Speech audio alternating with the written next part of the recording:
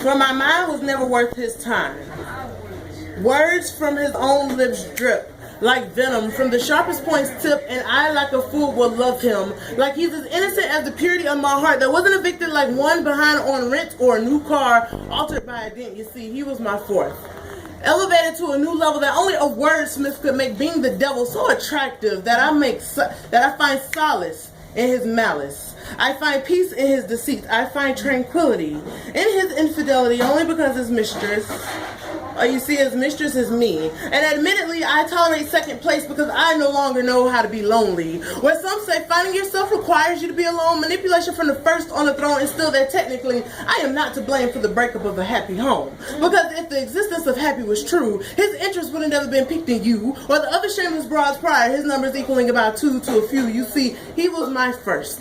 The one who tapped into an already broken soul spring during the season of love 6 years ago this spring, often showering me with gifts from luxury rooms to the occasional pair of shoes. This mistress lived like a princess with a lost sense of self-respect, for as my first, it was with him I began equating love with pleasuring sexually. A pedophile who at 23 preyed on a baby with low self-esteem at 15. 100 miles of distance kept us separate. So under his control, I reminisce on the emotional violence that was his definition of building this love sustenance. And being that my best bet was to endure the torment to prove that I could be loyal, it was also a mechanism of self-defense to avoid the physical turmoil. I feigned a smile, too afraid of losing what was disguised as love, so I complied for a long while, but he was the type who loved drama.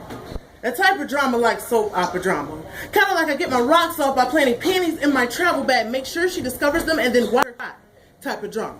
And after 6 years, to leave that all was indeed an honor, and yet I digress because my third, well, he too was hot mess.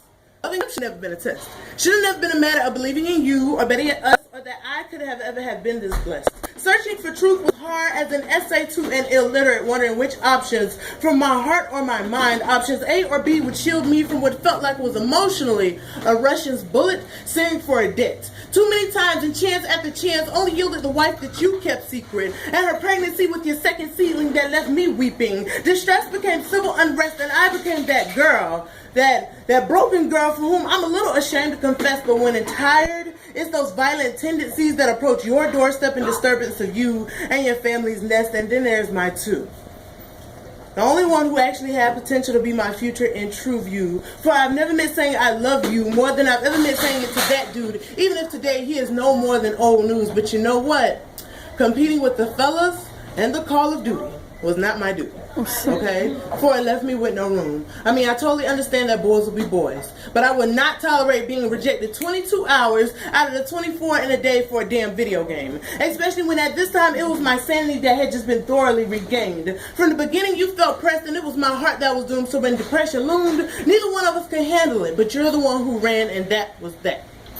My blood is curdled at the thought of love being such a hurdle, so I no longer. If my body is the curse, I'd rather use it to put his heart in the hearse, inflicting parallel evils, establishing roles as they would hurt for those in reverse, for when the right one comes. Inadequate is what I feel, so it makes it easier to run, call it quits, and consider it done. He is out there, and I can feel it. Maybe even came across him already, but I'm broken, hoping he can accept this apology.